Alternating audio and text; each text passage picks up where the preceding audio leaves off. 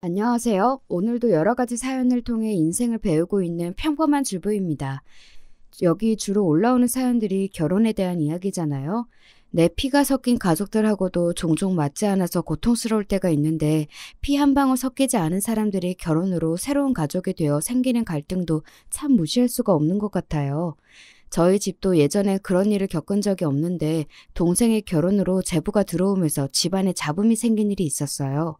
저는 이제 막 40대의 초입에 들어선 평범한 가정주부입니다. 저는 제 나이대 사람치고는 결혼이 좀 이른 편입니다. 고등학교 졸업하고 겨우 한 해 정도 직장 생활하고는 곧장 지금의 저희 남편과 결혼했거든요. 20대 초반에 이르게 결혼해서 벌써 두 딸아이가 대학생이 되었습니다. 제 친구들 아이들은 아직 거의 중학생인지라 넌 애들 다 키워놓고 이제 남은 인생 즐길 일만 남았다며 우스갯소리처럼 부러워하기도 해요. 저희 남편은 저랑 나이 차이가 조금 있는 편입니다. 7살 차이가 나서 지금은 40대 후반의 아저씨가 되었습니다. 저랑 제 여동생들도 나이 터울이 있는 편이라 제 동생들은 남편을 형부라기보다는 삼촌쯤으로 생각하며 자랐습니다. 아휴, 너 또 너희 형부랑 같이 술 마셨니? 형부 술 마시려고 하면 좀 말리라니까. 네가 같이 마시고 있으면 어째. 철 좀 들어라, 철 좀. 아, 왜? 형부랑 마시는 게 제일 재밌단 말이야. 그죠, 형부? 다 늙은 형부랑 대작도 해주고 나야 좋지. 저렇게 형부와 처제가 쌍으로 쓸개 빠진 사람처럼 실실 웃으며 제 복장을 터뜨리기도 하지만 내심 남편에게는 늘 살뜰하게 제 친정 식구들을 챙겨주어 고마운 마음입니다. 처음 결혼할 때도 그랬어요. 어릴 적 아버지께서 저희 세자매를 두고 갑작스러운 사고로 돌아가신 이후 홀어머니 밑에서 자라면서 언젠가는 제가 제 아래의 두 동생들을 건사해야 한다는 무거운 책임감을 이고 살았습니다. 제 바로 밑에 여동생은 저보다 9살이 어리고 막내 여동생은 무려 저와는 띠동갑입니다. 동생들이 원체 어리다 보니 남편이 결혼하자고 했을 때에도 동생 뒷바라지 생각이 먼저 들었어요. 당신 동생들이면 내 동생이기도 하지. 우리 둘이 힘 합쳐서 같이 키우면 뭔들 못하겠어? 짐짓 호기롭게 외치는 남편을 보며 그게 그래도 제 핏줄도 아닌데 말처럼 쉽지 않을 텐데 라고 생각했으나 남편은 고맙게도 이날 이때까지 저와 살아가며 그때의 약속을 저버리지 않았습니다. 우리 정서방이 애들 다 키워준 거지. 너희들은 형부가 너희 아버지나 마찬가지다 생각하고 잘해야 한다. 알지? 그럼 우리 형부 같은 사람이 세상 천지에 또 어디 있어? 난 형부 같은 남자 아니면 시집도 안 갈 거야. 이런 남편의 노고를 저희 친정 식구들도 늘 감사하게 생각하고 있었어요. 저희 엄마나 제 동생들이나 저보다도 제 남편을 더 따랐습니다. 아이고, 애들 엄마 겨우 갓 20 넘기고 홀랑채간 도둑놈을 이리 대접해 주시니 제가 몸둘 바를 모르겠습니다. 변죽 좋은 남편이 칭찬에 쑥스러워 너스레를 떨어도 제 동생들은 도둑놈은 무슨 아깝긴 형부가 더 아깝다며 제 형부 편만 들었죠. 그도 그럴 것이 동생들이 자라면서 아빠가 필요했던 모든 순간을 저희 남편이 대신해 주었거든요. 남편은 말 그대로 딸내 키우듯이 저희 아이들과 처제들을 차별하지 않고 살뜰히 챙겼습니다.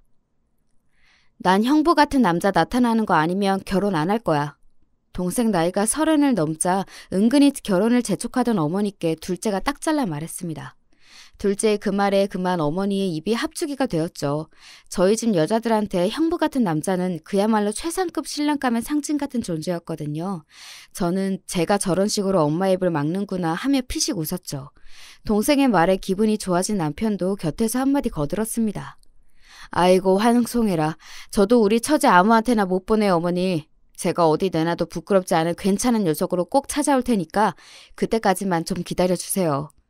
그렇게 둘째도 어느덧 30을 넘기고 이윽고 결혼 정년기에 들어서게 되었죠. 그간 몇 번의 연애를 할 때마다 종종 자매끼리 연애 이야기를 쑥덕대며 공유하기는 했지만 동생은 남자친구와 결혼하기까지는 생각하지 않는 것 같았습니다.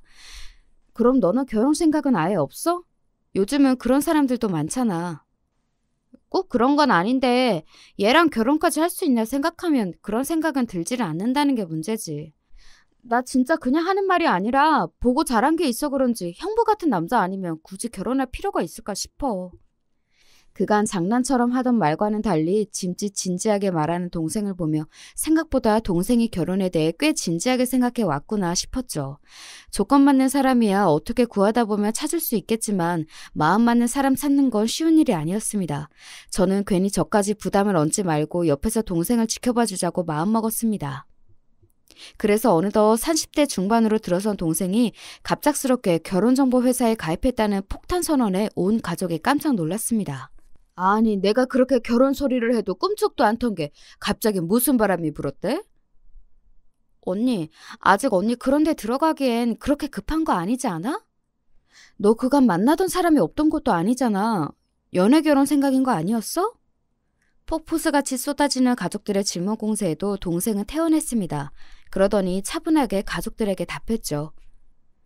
그래, 그간 내가 연애를 안 해본 것도 아니고 만나보니까 처음엔 괜찮다 싶은 사람들도 오래 두고 볼수록 나랑 안 맞는 부분들이 더 보이고 꼭 오래 같이 지낸다고 결혼 생각이 들지도 않더라고. 그리고 나이가 문제가 아니라 결혼에 대한 목적이 같고 내가 결혼할 때 꼭 필요하다고 생각하는 조건 갖춘 사람을 만나려면 결혼정보회사 가입할 수도 있는 거지.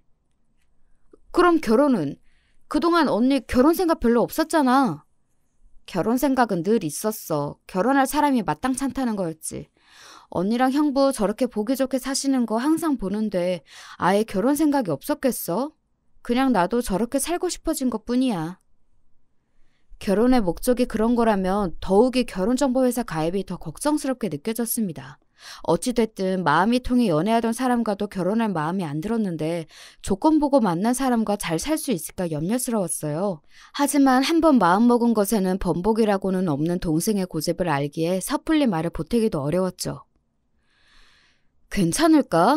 제가 둥글둥글한 성격도 아니고 조건 보고 만났는데 갈등이 생기면 사이 벌어지기도 더 쉽지 않겠어? 결혼정보회사라니까 너무 본격적으로 느껴져서 그런 거지. 사실 처제만큼 배운 사람이 조건이야 어느 정도 맞는 사람이랑 결혼하는 게 좋긴 하겠지. 우리야 결혼정보회사에 대해서 뭐 아는 게 없으니까 지레 짐작으로 더 걱정하는 걸지도 몰라.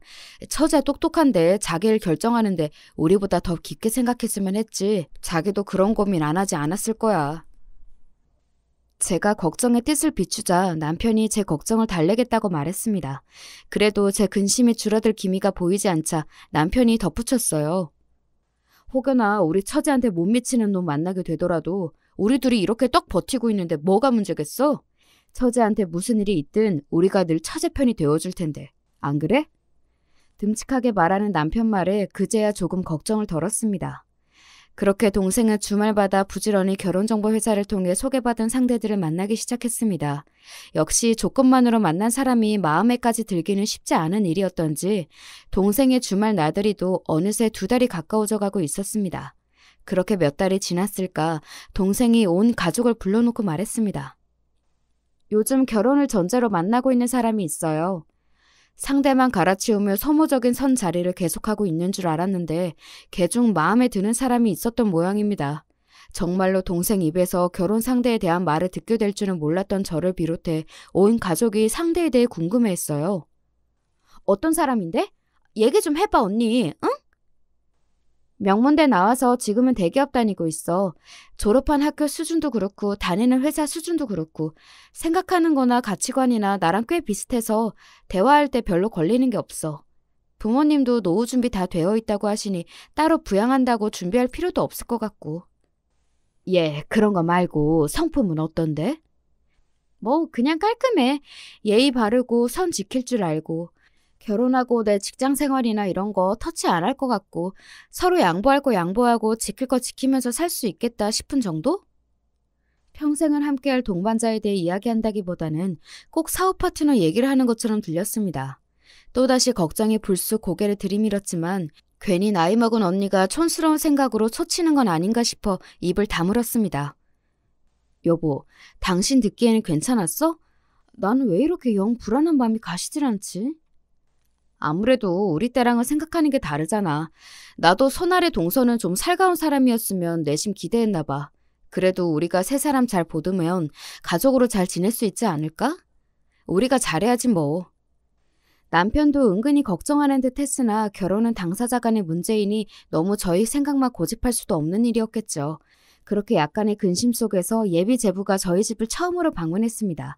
제부는 첫인상은 좀 차가워 보였으나 예의 바른 사람이었습니다.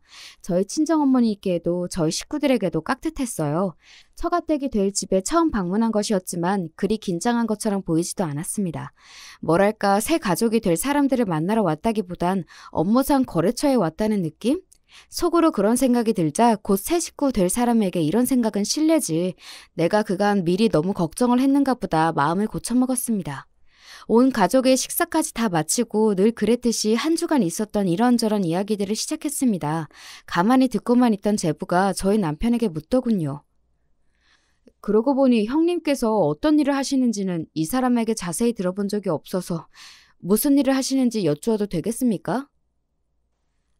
말 그리 어렵게 할 거 없어요. 곧 한 식구 될 텐데 편하게 해. 나는 간간히 사무도 보다가 공사일도 하다가 그래요. 주로 공사일을 하기는 하지만 내가 성격이 한 군데 진득하게 앉아있지를 못하는 편이라 몸 쓰는 게 편하기도 하고.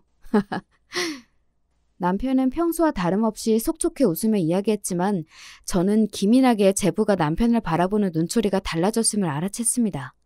곧 제부가 사회생활에 능숙한 사람답게 아무렇지 않은 척 태연하게 굴었지만 순간이라 할지라도 몸 쓰는 일 하는 사람을 대하는 편견 가득한 눈빛을 확인한 제 마음이 영 불편했습니다. 그때 어떤 사람인지 확실히 알아챘더라면 후에 그 난리는 겪지 않았을까 싶은 생각도 드네요. 제부가 돌아간 후 저는 걱정이 기우로 끝나지 않을 것 같다는 생각에 마음이 더 복잡해졌습니다. 당신 예비 제부랑 잘 지낼 수 있겠어? 자꾸 이런 식으로 생각하고 싶지 않은데 왠지 한 식구로 살갑게 지낼 수 있을 것 같지가 않아. 어허, 이 사람아. 곧 가족 될 사람한테 자꾸 그렇게 색안경 끼고 보면 안 돼. 생판 다른 인생 살다가 결혼으로 엮이게 되는 인연인데 어디 그렇게 쉽게 가족이 될 수 있겠어? 처음엔 조금 어려워도 손윗 사람인 우리가 더 신경을 써야지. 무엇보다 똑부러진 우리 처제가 고르고 고른 신랑감인데 너무 그러지 마. 저보다는 저희 남편 때문에 더 걱정인 건데 이런 제 속을 아는지 모르는지 남편이 오히려 저를 달래려 들었습니다. 그렇죠. 이미 제 동생이 결정한 건데 제 감이 안 좋다는 이유만으로 이 결혼에 회방을 놓을 수는 없는 노릇이고 그저 동생 시집 보내는 언니의 주책맞은 생각이겠지. 저도 다시 마음을 달랬습니다. 처음부터 결혼을 전제로 한 만남이어서 그런지 양가가 결혼을 결정하기가 무섭게 일정이 빠르게 진행되었습니다. 동생의 신혼집은 저희 집에서 그리 멀지 않은 아파트로 결정이 났어요. 동생과 제부의 직장 모두와 가깝기도 했고 제부의 본가가 지방인 탓에 그 근처는 아예 고려 대상이 아니기도 했고요. 그때까지만 해도 집도 가깝고 저희 부부도 부부지만 저희가 친정 어머니를 모시고 있었기에 동생도 결혼 전에는 자취를 하면서도 뻔질나게 저희 집을 드나들었습니다. 그래서 당연히 동생과 결혼한 후에는 제부와도 자주 볼 수 있을 거라고 생각했죠. 예, 제부는 요새 많이 바쁘니? 신혼여행에 다녀와 양가의 인사를 드린 이후로 한 달이 다 되어 가는데 그 후 제부의 얼굴을 본 적이 없었습니다. 동생과 제부 둘 다 나타나지 않으며 결혼한 지 얼마 안 되어 회사 다니느라 새로운 생활에 적응하느라 바빠 그런가 보다 생각했을 텐데 동생은 결혼 전과 마찬가지로 여전히 자주 집에 들렀거든요. 이제 결혼도 했는데 매번 혼자서 친정집을 찾는 동생 모습이 마음에 걸리기도 했습니다. 그거 말인데 그러지 않아도 식구들한테 미리 얘기해둘 게 있어. 짐짓 무게를 잡는 동생의 모습에 다들 귀를 기울였습니다. 내가 결혼 전에 우리 집 분위기를 미리 얘기해뒀거든. 형부는 우리랑 피는 섞이지 않았지만 우리 자매한테는 일찍 돌아가신 아버지 대신이라 지금껏 가족으로 살아왔다고. 그랬더니 미안하지만 자기는 성인이 되어서 결혼으로 만나게 된 인연인데 서로 간의 예의는 지키더라도 그렇게 원래 자기 가족처럼 살갑게 지낼 수 있는 성격은 아니라고 솔직하게 얘기하더라고. 뭐 나도 형부처럼 남편도 우리 식구들이랑 가족처럼 지낼 수 있다면 가장 좋긴 하지만 애초에 서로 따질 거 다 따져가며 만난 사이인데 내 생각만 너무 밀어붙일 수도 없고 그래도 자기가 처가에 그렇게 살뜰하게 신경 못 쓰는 대신에 나한테도 자기 식구들한테 그렇게 안 해도 된다고 서로 잘 얘기했어. 논리적으로야 잘못된 말은 아니지만 그래도 시작부터 제부로부터 가족으로 받아들여지길 거부당한 기분이 드는 것도 사실이었습니다. 저희 친정어머니도 대놓고 뭐라고 말씀을 못하시면서도 서운한 기색은 숨기질 못하셨어요. 그래도 결혼이라는 게 두 사람만 엮이는 일이 아닌데 서로 집안의 얼굴도 비추고 그러는 게 순리지. 처음 만나는 사람인데 누구라고 그런 게 어렵지 않겠어? 다른 사람들도 그런 게 쉬워서 그러고 사는 게 아닌데. 동생이 집으로 돌아간 뒤 결국 어머니께서 그간 쌓인 서운한 감정이 쌓이셨는지 참지 못하고 한 소리 하셨습니다. 그 와중에도 제 딸 생각도 크게 다르지 않다고 하니 강하게 말씀을 못하시는 모습에서 괜히 제가 죄송스러운 마음이 들었습니다. 엄마, 어디 사람 생각이 다 우리 같게 하겠어요? 우리처럼 사는 사람들이 있는 거면 제부같이 생각하는 사람들도 있는 거겠지. 그렇다고 뭐 우리랑 척을 지겠다고 하는 것도 아니고 할 도리는 다 한다고 하니 우리는 그동안 살던 것처럼 살면 그만이야. 어머니를 위로하겠답시고 한 말이었으나 제 입으로 뱉으면서도 저 스스로도 그리 받아들여지지는 않았어요. 저도 제 식구 들어올 생각에 은근히 기대를 하고 있었나 봐요. 우리 때랑은 다르니까 이해해야지 하면서도 솔직히 좀 거리감이 생기는 거 사실이네. 나도 나인데 엄마 때문에 더 속상해. 에휴, 그러게 장모님하고라도 좀 살갑게 잘 지내면 좋았을 텐데. 우리가 더 잘하면 되니까 당신도 너무 속상해하지 마. 당신은 괜찮아? 당신 나한테 장가들고 근 20년 만에 동서 생긴다고 은근히 좋아했잖아. 이 집에 죄다 여자들 뿐이니 같이 술도 마시고 낚시도 가면 딱 좋겠다면서 기대한 거 내가 뻔히 다 아는데. 낚시야 당신하고 가도 되고 처제들이 매번 술친구 잘해주는데 뭐 내키지 않아 하는 사람한테 자꾸 다가가는 것도 내 생각만 하는 건 아닌가 싶어. 어찌됐든 시간 좀 지나면 서로 익숙해지겠지. 그렇게 세 사람이 들어왔지만 저희 가족 지내는 모습은 예전과 별다르게 변한 것이 없었습니다. 여전히 각자의 일과가 끝나면 자주 모여 저녁을 함께 먹고 서로 사는 이야기를 나누고 가끔은 처제 둘과 함께 고주망태가 되어 밤늦게 집에 기어들어온 철딱선이 없는 남편 등짝도 때려가며 여느 때와 같은 평범한 시간을 보냈죠. 그렇게 동생이 결혼하고 한 석 달 반쯤 지났을 때였을까? 여느 때처럼 주말에 엄마 밥을 얻어먹겠다고 찾아온 동생의 표정이 좋지 않았습니다. 물론 자기 딴에는 표정 관리를 한다고 하긴 했는데 저와 제 남편이 거의 키우다시피 한 동생의 표정 하나 읽지 못할 리가 없었죠. 무슨 일인가 서로 눈빛을 주고받은 저와 남편은 속으로 동생을 붙잡고 캐물어보자며 텔레파시를 보냈습니다. 동생이 혼자 주방 쪽으로 쓱 들어가자 남편이 제 옆구리를 쿡 찔렀습니다. 얘, 너 무슨 안 좋은 일 있는 거 아니지? 슬그머니 동생을 따라 주방으로 온 제가 슬쩍 운을 띄웠습니다. 동생은 잠시 머뭇거리더니 저도 답답했는지 이내 하소연을 하기 시작했습니다. 아니 그게 말이지 우리 남편 말이야. 얼마 전에 우리 식구끼리 가족여행 다녀온 걸로 갑자기 트집을 잡잖아.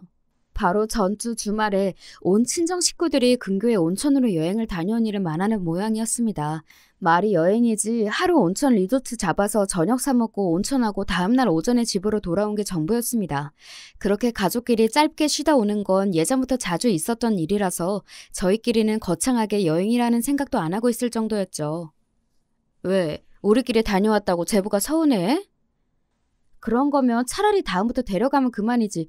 갑자기 당신도 이제 유부녀인데 그렇게 쉽게 외박을 하는 건 아닌 것 같다더니 트집을 잡잖아.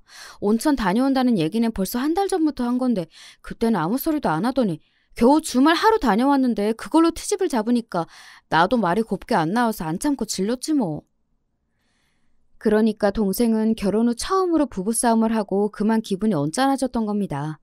내 동생이 정말 유부녀가 되긴 됐구나 속으로 생각하면서도 덩달아 저도 제부에게 서운한 마음이 들었습니다. 우리 가족 서로 가깝게 지내는 거야 제부도 알고 있었잖아. 서로 집에 하는 건 터치 안 하기로 했다면서 갑자기 왜 그러지? 뭐 다른 걸리는 일이라도 있었어? 그럴 게 어디 있어? 사실 요새 은근히 나 친정 들락거리는 것도 마음에 안 든다는 식으로 얘기하려는 거 내가 말꼬리 잘라먹은 적이 한두 번이 아닌걸. 너 여기 자주 오면 자기 혼자 집에 있으니까 서운해서 그런 건 아닐까? 언니, 나 그렇게 개념 없진 않아. 그 사람 일찍 들어오는 날이면 나도 웬만하면 일찍 집에 들어가. 그 사람 야근할 때나 친구 만나거나 해서 늦게 들어오는 날 나도 맘 놓고 여기 온 거지. 그 사람이 나한테 아주 애틋해서 퇴근해서 집안에 마누라가 없으면 쓸쓸해하는 사람도 아니고 애초에 나도 그 사람은 혼자 집에 있게 두는 일 거의 없다시피 하단 말이야. 대체 뭐가 마음에 안 들어서 저러는지 모르겠어. 그러게, 차라리 대놓고 물어보는 게 낫지 않겠어? 네 성격에 그냥 담아만 두고 말 안 하는 사람 견디는 것도 보통 일 아닐 텐데. 뭘 물어도 시원하게 대답을 안 하니 그렇지 않아도 환장할 노릇이야. 남자가 꽁해가지고는 형부처럼 좀 화통한 맛이 있어야 하는데. 저도 생각에 잠겨 동생이 하는 말을 가만히 듣고 있다가 퍼뜩 뇌리를 스치고 지나가는 생각에 동생에게 물었습니다. 혹시 너 평소에 제부한테 네 형부 얘기 자주 하니? 응? 형부 얘기? 글쎄, 그랬나? 내가 만나는 사람들이 거기서 거기니까 이런저런 얘기하다 보면 당연히 형부 얘기도 했겠지? 이거구나 싶었습니다. 이건 내 짐작이긴 한데 혹시 우리 신랑이 우리 가족이랑 너무 가깝게 지내니까 그게 신경이 쓰인 건 아닐까? 어? 그거야. 자기가 나랑 결혼하기 전에도 그런 건데 뭘. 그리고 정작 자기는 우리 식구들이랑 가깝게 지내려고 하지도 않으면서 결혼하고 각자 집은 각자 챙기자고 먼저 말 꺼낸 것도 그 사람이고. 그런데 설마 그러겠어?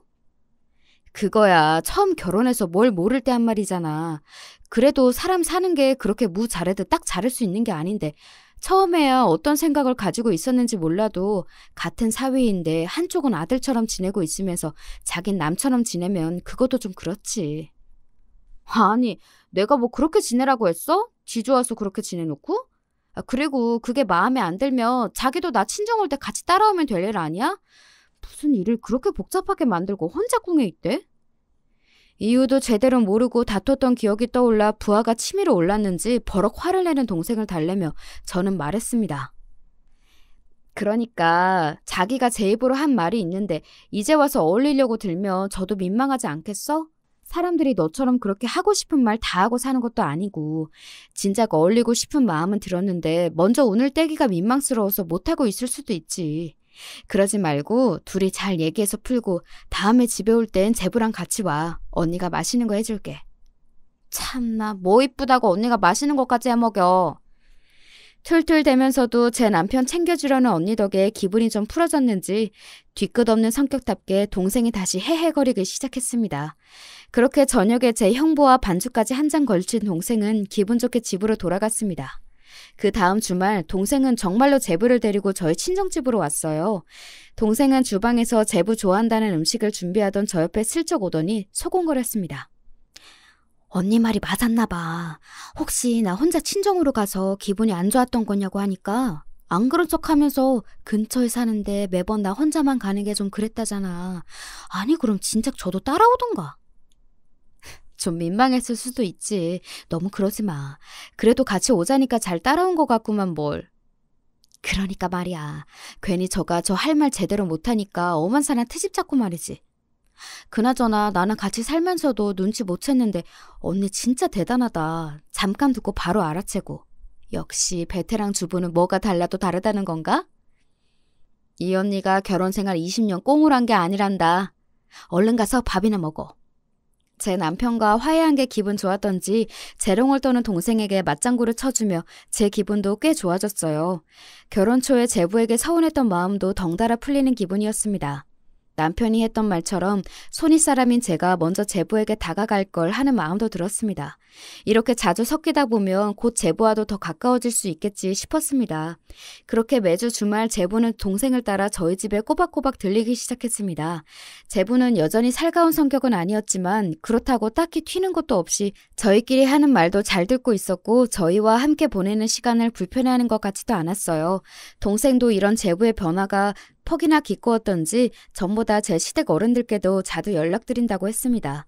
비록 시댁이 지방이라서 저희 집에 오는 것처럼 자주는 아니지만 종종 제 남편과 함께 시댁을 방문하기도 했습니다. 사람이 오는 게 있으면 가는 게 있는 도리인지라 제부가 저희와 어울리기 시작한 만큼 자기도 시댁 식구들과 예전보다 더 잘 지내봐야겠다 싶었던 모양입니다. 제법 며느리 티가 나는 동생을 보면서 저와 남편도 한시름 덜었습니다. 시댁은 잘 다녀왔어? 사돈 어르신 내외 모두 건강히 잘 지내시지? 그럼 잘 다녀왔지. 건강히 잘 계셔. 시부모님의 안부를 전하고는 닿지 않게 생각에 잠기는 동생의 모습이 의아해 동생을 쳐다보았습니다. 언니, 원래 시댁이 이렇게 어려운가? 왜, 갔더니 눈치 보여? 네가 눈치 준다고 또 눈치 보는 성격은 아닌데 말이지. 그래도 시부모님은 좀 다르지? 제가 짐짓 농담처럼 얘기하자 동생은 그간 꽤 담아놨던 모양인지 주절주절 설명을 하기 시작했습니다. 아니, 두 분 다 점잖으신 분들이라 나 며느리라고 뭐 시켜먹으려고 들지도 않으시고 나 거기 내려가도 손 하나 까딱 못하게 하셔. 근데도 이상하게 분위기가 편치는 않단 말이지. 내가 새로 들어온 사람이고 며느리도 결국은 다른 집 자식이라 그런가 치려고 해도 당신 아들한테도 그렇게 살갑지가 않으신 것도 같고. 제부는 외아들입니다. 외아들 혼자 외지로 보내고 처가 근처에 살면서 내심 사돈 어르신 내외께서 섭섭하지는 않으실까 걱정하던 차에 걱정과는 전혀 다른 이외의 이야기에 조금 놀랐습니다. 왜? 집안 분위기가 별로 안 좋은 것 같아? 분위기가 안 좋다기보다는 서로 그렇게 크게 애정이 없어 보이는 느낌? 아, 이걸 뭐라고 해야 하지? 분명히 서로 무례하게 구는 거 없이 선을 딱 지키는데 그 선이 너무 진하게 그어져 있는 느낌이랄까? 부모 자식 간에 좀 서먹해 보이는 것도 같고. 대충 들어도 집 분위기가 저희 집과는 사뭇 다른 듯 했습니다. 저희 집은 항상 사람이 북적이고 정신이 없거든요. 내일 일 경계가 없기도 해서 그런 점이 저로서도 가끔은 불편할 때가 있긴 했지만 저희 집은 항상 누군가와 함께 살고 있다는 기분이 드는 집입니다. 모든 가족들이 저희들처럼 사는 게 아니라는 것은 살아오면서 들어알고는 있으나 막상 저는 그렇게 살아본 적이 없어 그런 분위기가 익숙하지 않았습니다. 그래서 제부가 처음에 더 그랬나 보다. 자기 친부모님과도 거리를 두고 지내왔다면 생판 남인 처가 식구들과 초장에 선을 그었던 것도 그리 이해가 가지 않는 일은 아니었습니다. 어쩌면 제부한테는 그게 당연한 일이었을지도 모르겠다 생각하니 조금 짠하기도 했습니다. 동생 내외가 돌아가고 저녁에 남편과 둘만 남자 오늘 동생과 나눈 이야기를 전해주었습니다. 본인이 그렇게 잘하다 보니 절에 우리 집 같은 분위기에 더 경계를 했던 모양이야. 당신 말이 맞아. 내가 그래도 명색이 손윗 사람이고 어른인데 너무 우리 입장만 생각해서 선입견을 가지고 제부를 받나 봐. 앞으로 더 신경 써야겠어. 그러게 나라도 더 신경을 썼어야 하는 건데 다른 식구들은 전부 여자니까 더 편하게 어울릴 수 있게 내가 더 잘해야겠어. 제부한테 그런 사정이 있을 줄은 몰랐구먼. 사람 좋아하는 저희 신랑답게 제부에게 잘해줄 생각에 만만한 모습에 그만 웃음이 터졌습니다. 저를 달래느라고 그간 부지런히 제부 편을 들어주긴 했지만 남편도 손아래 동서가 생기면 이것도 해야지 저것도 해야지 기대가 많았던 터였습니다. 처음엔 다소 엇갈리긴 했어도 저와 결혼한 이래 처음 맞이한 남자 식구와 잘 어울릴 생각에 남편도 들떴겠죠. 그렇게 제부를 향한 남편의 일방적인 시대기가 시작되었죠. 동서, 혹시 낚시 좋아해? 이 근교 멀지 않은 곳에 붕어 진짜 잘 낚이는 곳이 있거든. 이게 진짜 손맛이 장난이 아니야. 어때? 생각 있어? 술은 좀 하는 편이야? 아니, 꼭 술 잘 못 마셔도 괜찮아. 나랑 처제들은 가끔 한 잔씩 같이 하거든. 그냥 마시는 거 먹으면서 이야기나 하는 거지 뭐. 신이 난 남편이 거침없이 들이댔지만 제부는 아직은 조심스러운지 반응이 영 맞듣지 않았습니다. 제부한테 너무 치대지 마. 아직 좀 불편해 보이던데. 그냥 다 같이 잘 어울리게 내버려둬. 내가 너무 들이댔나? 알았어. 동서 같은 사람은 또 처음이라 어떻게 다가가야 할지 감이 잘 안 오네. 앞으로는 너무 부담 안 되게 그냥 다 같이 어울려야겠다. 몇 번의 거절에도 씩씩한 성격답게 주눅들지 않고 남편이 대수롭지 않게 말했습니다. 저는 말은 그렇게 해놓고서도 그래도 한 번쯤은 남편에게 어울려주지 제부에게 조금은 서운한 마음이 들기도 했어요. 이러지 않기로 다짐해놓고 자꾸 서운함이 불쑥불쑥 올라오는 걸 보니 나도 팔이 안으로 굽나 보다 싶었습니다. 그렇게 남편은 그 이후로 따로 제부를 불러내려 들지 않고 저희 친정집 안에서만 같이 어울렸습니다. 제부는 묘하게 다른 식구들에게는 경계심이 많이 사그라든 것 같았는데 유독 저희 남편에게만은 아직 경계심을 풀지 않는 것 같았습니다. 더 자세히 말하면 제 남편과 다른 식구들이 지내는 모습을 조금 떨어져서 관찰하는 느낌이었어요. 어머니, 다 됐습니다. 이제 잘 돌아가죠? 아이고, 이게 이제야 되네. 용하다 정말. 내가 우리 정서방 없으면 아무것도 못하는 천지로 살 거다. 고맙다 정서방아. 아이고, 우리 어머니 별소리를 다 하셔. 형부, 나 꼼장어 먹고 싶어요. 이번엔 우리 맨날 가던 데 말고 삼거리에 새로 생긴 포장마차 가요. 거기 꼼장어 잘한대. 우리 막내 처제 또 술 땡겨? 이번엔 어느 놈이 또 우리 처제 속을 뒤집나? 내가 회사 한번 가서 엎어줄까? 응, 진짜 한번 엎어줘. 내가 이것들 언젠가는 뒤통수 치고 만다, 진짜.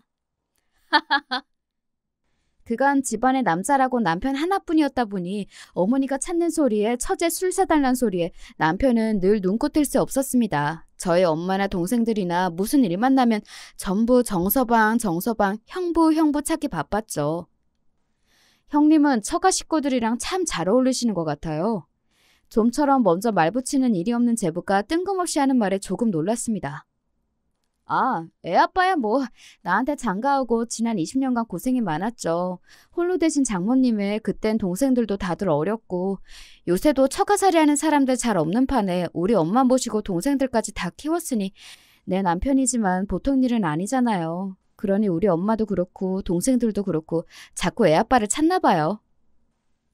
내심 우리 남편 좀 잘 봐줬으면 하는 마음의 한 칭찬이었는데 제부의 표정이 썩 좋지 않았습니다. 괜히 오버했나 싶었죠. 제부가 좀처럼 살갑게 어울리지 못하는 저와 다르게 처가 식구들과 한 몸처럼 어울리는 제 남편을 의식하고 있다는 것은 진작 눈치채고 있었습니다.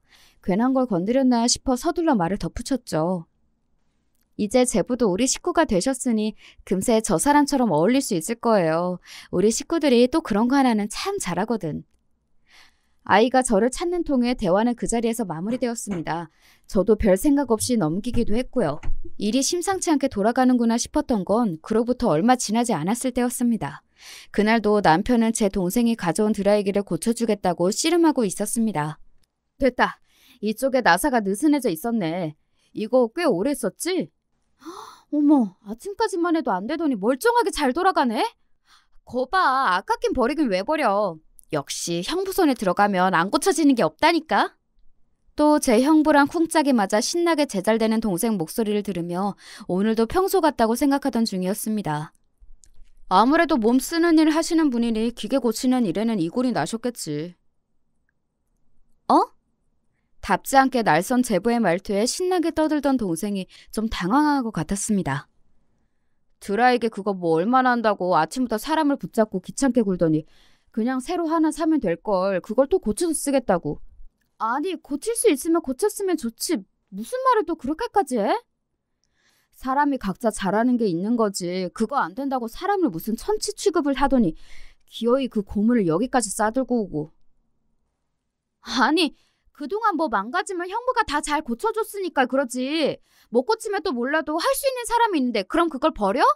이 사람이 물건 아까울 줄도 모르고. 갑작스레 훅 들어온 시비에 가만히 참고 있을 성격이 아닌 동생 목소리가 높아졌습니다. 지금 내가 물건 아까운 줄 몰라 이래? 나야 내도록 공부만 하고 대기업에서 사무직 하는 사람이니 기계 정도야 모를 수도 있지. 겨우 그딴 걸로 이렇게 사람 대우를 다르게 해? 이러다 큰 싸움으로 번지지 싶어 저와 제 남편이 끼어들어 둘을 뜯어 말렸습니다.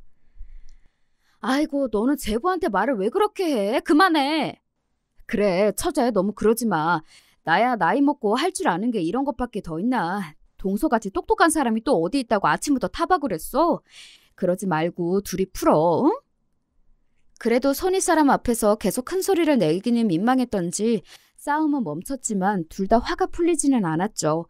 그날은 그렇게 종일 두 사람 사이에서 눈치를 보다가 하루가 다 가버렸습니다. 저녁에 그날 하루의 일을 다시 생각해보니 은근히 기분이 좋지 않더라고요. 그 당시에는 난생 처음 목도하는 동생의 부부싸움에 정신이 없어 지나갔으나 자기도 모르게 제부가 남편을 은근슬쩍 깔보고 있다는 생각이 들었습니다. 몸 쓰는 일 하시는 분이라니요. 말이 좋아 점잖게 표현해서 그렇지 저는 많이 배우고 대기업 다니는 잘난 사람이고 저희 남편은 배운 거 없어 힘쓰는 일에서 빌어먹고 사는 사람이다 이거 아닙니까? 그간 제부가 묘하게 저희 남편에게 날이 서 있었다는 건 알고 있었지만 이건 또 다른 문제였습니다. 당신, 앞으로 제부 앞에서 당신 깎아내리지 마. 응? 내가 언제? 당신은 할 줄 아는 게 그것뿐이라니. 동서는 많이 배운 똑똑하고 잘난 사람이라느니 했잖아. 제부 안 그런 것 같으면서도 당신 공사일 한다니까 태도가 영 불량한 것 같단 말이야. 진짜 기분 나쁜 것도 하루 이틀이지. 져주지 마 당신. 아이고, 난 또 뭔 소린가 했네. 아까 낮에 한 말 때문에 그래? 둘이 싸우는 거 말린다고 한 소리잖아. 그리고 내가 뭐 무시한다고 얌전하게 무시받고 있을 성격이야? 별 걱정을 다 하십니다, 마나님. 평소처럼 유들유들하게 넘기려드는 남편에게 제가 더 마음이 달아 잔소리를 했습니다. 아, 정말 그렇게 장난처럼 넘기지 말고. 아랫사람이라고 다 봐주는 거 아니야. 다음에 한 번이라도 더 당신한테 그렇게 예의 없는 소리 하면 그땐 내가 뒤집어 엎을 거야. 그런 일이 있으면 뒤집어도 내가 뒤집어. 내 마누라한테 내 대신 뒤집게까지 안 만드니까 걱정은 붙들어 매시오. 둥글둥글 사람 좋아 보이는 남편이지만 거친 인부들 사이에서 20년이 넘게 일해온 베테랑이었습니다. 보기보다 눈치가 기민한 남편이 제부의 삐딱한 태도를 눈치채지 못했을 리가 없죠. 그간 제부가 우리 식구들과 잘 어울리지 못했기도 하고 본인이 더 어른이니 더 참아준 것도 분명히 있었을 겁니다. 그렇지만 저한테도 제 남편이 가장 중했습니다. 다시 한번 그랬다가는 정말 혼쭐을 내주리라 작심하며 제 기분을 풀어주겠다고 옆에서 재롱을 떠는 남편 말을 한 귀로 흘렸습니다. 다음 주말 어찌어찌 저들끼리는 풀었는지 동생과 제부가 함께 저희 집에 왔어요. 제부 성격에 이번 주는 안 올지도 모르겠다 싶었는데 요상하게 저희 집을 다시 찾은 이후로 제부는 나름 성실하게 저희 집에 출석하고 있었습니다. 큰 소리 내어 미안하다는 동생을 사과해도 옆에서 그저 묵묵히 앉아서 듣고만 있는 제부 모습이 영 마음에 들지는 않았지만 가운데 끼어 곤란한 동생 입장을 생각하며 한 번 더 꾹 눌렀습니다. 식사하다 동생이 결혼하고 첫 휴가로 제부와 해외여행을 떠날 계획을 세우고 있다고 오늘 띄웠습니다.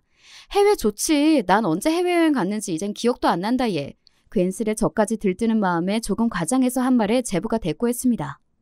해외여행 다녀오신 지 오래되셨나 봐요.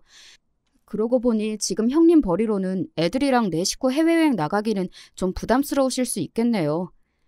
그 말 한마디에 분위기가 순식간에 싸해졌습니다. 더는 안 되겠다 싶어 제가 입을 열었죠.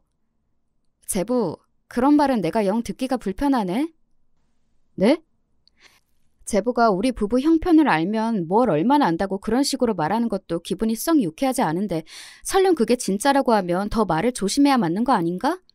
평소와 달리 나를 잔뜩 세운 제 말투에 제부는 물론이고 동생과 남편, 다른 식구들까지 어쩔 줄을 몰라 했습니다. 아니 저는 처형한테 드린 말씀이 아니고 내가 아니면 우리 남편 들으라고 한 소리라는 거예요? 내가 전부터 벌써 여러 번 참았는데 제부, 손이동수한테 그러는 거 아니에요. 은근히 안에서 일하는 사람, 밖에서 일하는 사람 갈라가며 얘기하던 거 내가 모를 줄 알아요? 한번 입이 터지기 시작하니 그간 담아놨던 것들이 죄다 터져 나왔습니다. 제 기세가 좀처럼 가라앉을 것 같지 않자 사방에서 저를 말리겠다고 끼어들었습니다. 여보 그만해. 제부도 그런 뜻으로 한 말은 아닐 거야. 이 사람이 정말 무슨 소리를 하는 거야. 언니 내가 대신 사과할게. 형부 정말 죄송해요. 그래 내가 듣기에도 그건 기분이 좀 나쁘네. 이번엔 이서방이 실언했네. 남편과 동생의 저희 어머니까지 집안은 순식간에 아수라장이 되었습니다. 오늘은 이런 기분으로 더는 웃는 낯으로는 못 앉아 있겠네요. 저 먼저 들어갈게요. 저는 뒤도 돌아보지 않고 저희 방으로 문을 쾅 닫고 들어왔습니다. 속상함에 베개를 끌어안고 엎드려 훌쩍이는데 슬그머니 들어오는 남편 발자국 소리가 들렸습니다. 울지마 여보. 많이 속상했어? 저가 뭔데 내 남편을 무시해? 저는 뭐 얼마나 잘났다고. 어린애처럼 소리 지르며 엉엉 우는 제 모습에 남편도 속이 상해 보였습니다. 남편도 얼마나 어처구니가 없었겠어요. 그래, 내가 괜히 집안 분위기 어지럽힐까봐 너무 참았나 보다. 당신까지 속상하게 만들었네. 다음번에는 진짜로 나도 가만히 안 있을게. 입안 그쳐, 여보, 응? 다음날 남편과 저는 제부로부터 사과의 말이 담긴 메시지를 받았습니다. 연신 전화를 걸어와 사과를 하는 제 아내와는 달리 언에게 경솔했다며 앞으로는 주의하겠다는 짧은 사과의 말에 썩 기분이 풀리지 않더군요. 말로 하긴 민망했나 보네. 제부 성격 알잖아. 무례하게 비꼴 때에는 잘만 나오단 말이 사과할 땐 안 나온대? 진짜 갈수록 마음에 안 들어. 당신 진짜로 참아주면 안 돼. 아이고 알았대도 그러네. 한동안 꼴도 보기 싫었지만 그 다음 주 중에 막내 동생 생일이 있었습니다. 언니 이번에 그냥 미룰까? 아직 저는 제부 꼴도 보기 싫었지만 중간에 껴서 괜히 제 눈치를 보는 막내 동생의 생일을 제 맘대로 미루고 싶지는 않았어요. 게다가 식구들 생일이 있는 주말에는 가급적 다들 시간을 내서 함께 케이크도 나눠 먹고 시간을 보내는 게 저희 집 나름의 전통이기도 했습니다. 아니야 미루긴 뭘 미뤄. 괜히 언니 때문에 너까지 다 눈치를 보게 한다. 신경 쓰지 말고 하던 대로 하자. 그렇게 또다시 주말이 다가오고 온 식구가 저희 집에 모였습니다. 동생과 함께 들어서는 제 부부는 저희 부부 보기가 영 민망한 눈치였지만 굳이 그런 분위기를 풀어주고 싶은 기분은 들지 않았습니다. 제부는 일주일간 동생에게 꽤나 시달렸는지 기어들어가는 목소리로 저와 남편에게 사과했습니다. 지난번에는 제가 실언했습니다. 함부로 말하고 무례하게 군 점 사과드리겠습니다. 본인이 한 짓치곤 여전히 사과가 짧다 싶었으나 옆에서 제가 더 죄스러워하는 동생과 생일을 맞이한 막내를 생각해 마지막으로 한 번만 더 넘어가기로 했습니다. 그래요. 사과 받겠습니다. 어서 들어오세요. 그런 일이 있고 온 가족이 처음 모인 자리라 처음에는 분위기가 약간 서먹했으나 다들 부침성 있는 사람들답게 금세 분위기가 풀어졌습니다. 막내 좋아하는 음식으로 가득 차려진 생일상도 맛있게 먹고 케이크에 촛불도 불고 나니 저도 기분이 좀 풀렸죠. 언니, 간만에 한잔 할까? 평소 술을 좋아하진 않지만 분위기 풀어보겠다고 무진 애를 쓰는 생일 당사자의 노력을 외면할 수 없어 온 가족이 술 한 잔씩 주거니 받거니 하게 되었습니다. 어머니는 피곤하다며 먼저 들어가 쉬시고 말술인 둘째 동생과 제 남편은 벌써 흥이 올라 신나게 술판을 벌였습니다. 저는 막내와 홀짝이며 대작을 하고 있는데 맞은편의 제부가 벌써 고개를 끄덕끄덕 하고 있더군요. 아무래도 술이 약한 모양이었습니다. 저 사람 앞으로 술 먹이면 안 되겠네 생각하고 있는데 갑자기 제부가 고개를 휙 쳐들고는 제 남편을 찾더군요. 감이 심상치 않았습니다. 이 집안 식구들은 전부 형님이 참 대단한 사람인 것처럼 굴던데 형님 참 좋으시겠어요. 처제와 기분 좋게 술잔을 기울이던 남편이 당황해서 제부를 쳐다보았습니다. 또다시 제 남편이 사고를 칠까 걱정된 동생이 제부 입을 막으려 들었지만 소용이 없었죠. 이 사람이 술을 마시려면 곱게 마실 일이지. 당신 나중에 후회할 소리는 아예 할 생각 마. 내 입으로 내가 얘기하겠다는데 네가 왜? 아니 너도 그래. 그래도 내가 네 남편인데 편을 들려면 내 편을 들어야지. 그저 형부. 네 말대로 형부지 진짜 아버지도 아니잖아? 이 사람이 진짜! 기겁을 하는 제 아내를 본체도 안 하고 제부가 말했습니다. 형님, 제가 어디 가서 이렇게 대우받을 사람이 아니에요. 배운 거 많아 직장 좋아. 형님같이 일용직이나 하면서 먹고 사는 사람보다 못한 취급 받을 사람이 아니라는 겁니다. 제가 이렇게 엮여서 그나마 형님이랑 마주 앉아 밥도 먹고 하는 거지. 이 사람 아니면 형님 같은 사람하고 이러고 있을 사람이 아니에요. 제부, 지금 무슨 소리 하는 거예요? 이런 사람이라니? 처형이야 남편이니까 감싸려고 하시는 건 알겠는데요. 솔직히 제가 뭐 그렇게까지 못할 소리 한 것도 아니지 않습니까? 아니 사람이 급이라는 게 있잖아요. 안 그래요? 형님이 한번 말씀해보세요. 나이 잡수실 만큼 잡수신 분이니 형님이 더 잘 아실 거 아닙니까? 돈 못 버는 가장이 어디 가장입니까? 남자가 능력 없으면 죽어야지. 안 그래요? 짐작은 하고 있었으나 술김에 거르지도 못하고 내뱉는 제부의 적나라한 사고방식에 그만 질려버리고 말았습니다. 사람 금 나누는 인간이라는 건 애초에 알았지만 저 무례하게 짝이 없는 언동에 폭발하기 일보 직전이었어요. 그때였습니다. 남편이 코드숨을 쳤습니다. 너 말 잘했다. 내가 그간 너 어디까지 가나 한번 지켜보고 있었는데 오늘 아주 바닥을 보이는구나. 내가 공사일 한다니까 정말 하루 벌어 하루 먹고 사는 막노동꾼이라도 된 줄 아나 본데 내 재산이 200억이 넘는다. 남편 말에 이게 무슨 소리인가 싶은지 제부 눈이 튀어나올 듯 했습니다. 우물 아래서 천지분간도 못하는 개구리인 줄은 알았지만 몸 써서 일한다니 다 쪼들리는 사람 같던? 너같이 좀 배업다시고 사무직하는 월급쟁이들이야 알 턱이 있나. 내 회사에서 내가 피땀 흘려 일하겠다는데 잘리면 그만인 월급쟁이 주제에 감히 누굴 무시해? 집안을 쩌렁쩌렁 올리는 남편의 호통에 제부는 술이 번쩍 깬 것 같았습니다. 아니 분명 전에 공사일 하신다고. 그래 한다 공사. 내 공사장에서 내가 일하겠다는데 네 놈이 뭐라고 말을 얹어? 네 말대로면 내 재산이 네가 버는 돈의 수십 배는 될 테니 네 놈도 어디 한번 내 앞에서 죽은 듯이 엎드려봐라. 더는 참을 생각이 없는 남편의 호령에 그제야 저가 실수했다 싶었는지 제부가 허둥지둥 주변을 둘러보았으나 그 자리에 제부의 편은 아무도 없었습니다. 설령 내가 정말로 하루 벌어 먹고 사는 일용직이라도 그따위로 얘기하는 건 아니지. 그렇게 사람 금 나누는 게 얼마나 천박한 짓인지 모르나 본데 그거 네가 아니라 네 부모님 가족들 얼굴에 똥칠하는 거야. 남들보다 좀 더 배웠으면 옳게 쓸 생각을 해야지. 그따위 썩어빠진 대가리로 무슨 큰일을 하겠다는 건지. 남편은 저와 결혼한 무렵 시부모님으로부터 가업인 건설회사를 물려받아 20년간 성실히 회사를 키워나갔습니다. 단순히 대표라고 책상 머리에만 앉아있지 않고 현장에서 일하기를 게을리하지 않은 덕에 대기업이 아님에도 업계에서 제법 인정받는 회사로 성장시킬 수 있었어요. 그런 남편의 노고가 고작 저런 경솔한 인간에게 폄하당한 것이 저 또한 용서할 수 없었습니다. 내 남편 이런 꼴까지 보이며 제부랑 더는 길게 말하고 싶지 않네요. 이만 나가주세요. 처음에 제부가 말한 것처럼 그저 할도리만 하는 사이로 지냅시다. 뒤늦게 제부가 제가 실언했다 진심이 아니었다며 횡설수설했지만 이미 버스는 떠났습니다. 연신 저희 부부에게 사과하며 제 남편을 잡돌이하던 동생이 이윽고 제부와 함께 사라졌어요. 정말 별일은 다 겪는다. 내가 미안해 여보.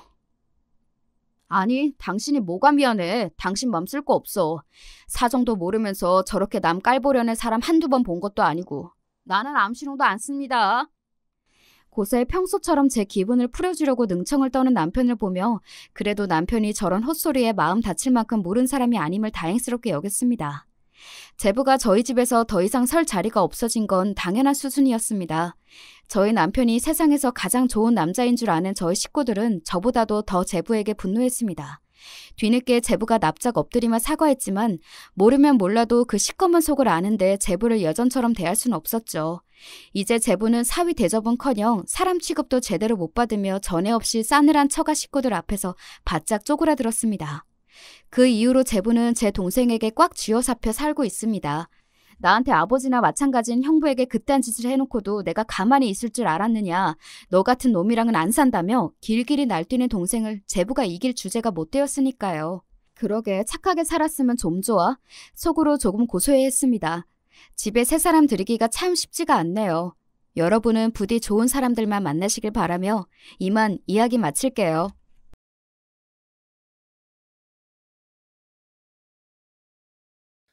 안녕하세요. 저는 최근 엄마를 일찍 보내고 슬픔을 추스리고 있는 40대 여자입니다. 제 나이가 40이라 하면 많은 분들이 유추하셨겠지만 저희 엄만 비교적 일찍 세상을 뜨셨습니다. 그 사실이 참 아직도 가슴이 아픈데요. 다행히 남편이 옆에서 잘 위로해 주어 이 시기를 지나고 있습니다. 오늘은 평소 듣는 사연 채널에 우리 남편 얘기도 해볼 겸 시아버지 얘기도 해볼 겸 적어보게 됐는데요. 집집마다 다 각자의 사정이 있다고 하지만 저희 집도 마찬가지였답니다. 그 수준이 너무 지나쳐 어떻게 해야 하나 고민도 갈등도 참 많았죠. 그러다 친정엄마의 장례식 날 빵 터져버린 겁니다. 어떤 얘기인지 지금부터 자세히 들려드릴 건데요. 우리 채널의 인생 선배님들께서 부디 꼭 끝까지 들어주신다면 감사하겠습니다. 먼저 저는 3남매 중 막내딸로 태어나 자랐습니다. 그리고 남편을 만나게 되었는데요. 남편은 외동에 형제 하나 없이 자랐다고 하더라고요. 저희 때만 해도 외동이라는 건 드문 케이스였는데 남편이 외동이란 걸 알게 된 순간 깜짝 놀랐습니다. 왜냐면 남편은 겉으로 보기에 사람들과 잘 어울렸고 유하고 부드러운 성격이었거든요. 전 음식점 서빙 아르바이트를 하다 남편을 만났고 남편은 당시 음식점을 운영하고 있는 상황이었어요. 사장으로서 무척이나 직원들에게 대우가 좋았죠. 그래서 혼자 남편을 짝사랑하면서도 외동이라는 건 생각지 못했죠.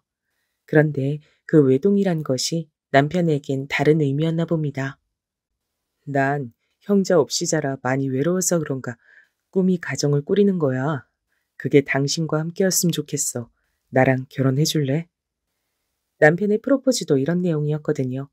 남편은 외로움을 잘 타는 성격이었는데 저는 저와는 반대인 그런 점이 인간적으로 느껴져 오히려 좋았고 프로포즈에도 화답하여 시집을 가게 됐습니다. 결혼 생활은 대체로 행복했어요. 남편과 저의 사이는 아무 문제 없었죠. 그런데 남편의 아버지, 즉 저희 시아버지 되실 분이 문제라면 문제였답니다. 결혼 초기엔 별로 이상한 점을 크게 느끼지 못했었는데요. 저희가 허니문 베이비로 아이를 일찍 낳고 결혼 생활을 하면서부터 시아버지가 이상하다는 걸 느끼게 됐어요. 발단은 시어머니의 돌연사였습니다. 시어머니께서 암으로 투병을 길게 하시다 어렵게 완쾌를 하셨어요. 저도 당시 어머니를 옆에서 간호하며 재발하지 않기를 얼마나 기도했는지 모릅니다. 그런데 갑자기 어느 날 어머니께서 급성 심근경색으로 세상을 뜨고 마신 것이었죠. 아가, 내가 너한텐 참 고맙고 미안하다.